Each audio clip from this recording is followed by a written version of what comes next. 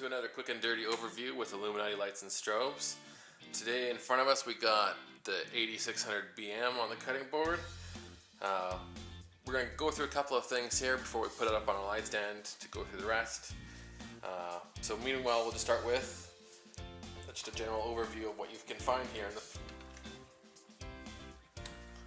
So obviously we have first the handle to loosen up and adjust how it sits on your stand. This can be bounced around to get kept out of the way just by lifting it up. Here we have the unlock for the mount itself. On the bottom is where we have the fan and the unlock for the battery. And then of course LCD control face. On the top for optical sync, there's where the receiver is. If you're using some form of manual sync, you'll find the 1/4-inch jack there. That's also where the USB is for firmware updates. And on this side, we have, if you're using an older Godox wireless system with a USB key, that's where that goes.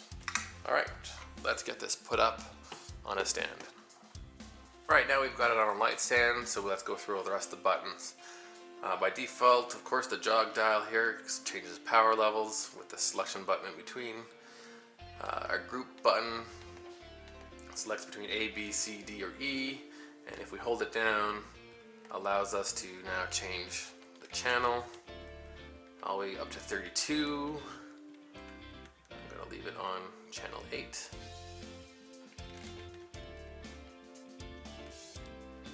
Then we have our wireless on or off button in case you're triggering it from an analog source or a different receiver. We have our mode button. On this model, it'll only switch between multi, strobic, and manual. It would go to TTL if this was the AD600B. Advanced menu, so you can change things like units, LCD contrast, reset the whole unit, turning on or off the beep, different slave modes for film or digital, fan on off. You can also put on the backlight or put it on a timer. Our high-speed sync button.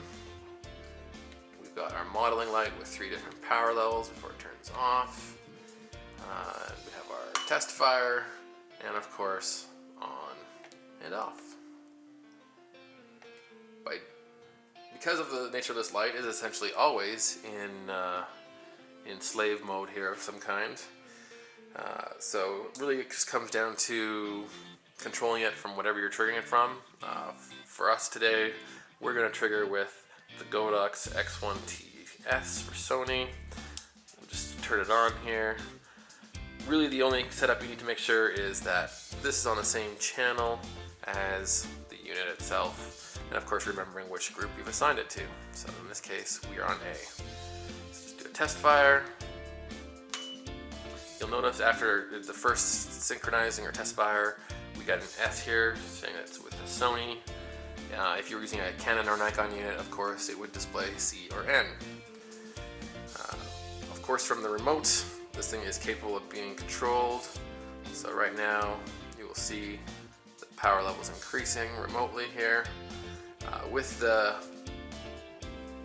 X1T trigger, if you also double tap on the channel OK button, it'll turn the modeling light on or off, but won't change the levels. So of course, if you want different power levels for that, you'll have to use this button here. But that is essentially the overview of this light. So now that you can go and configure it how you want. Of course, like and subscribe. If there's another light you want us to go through, let us know down in the comments. Have yourself a great day.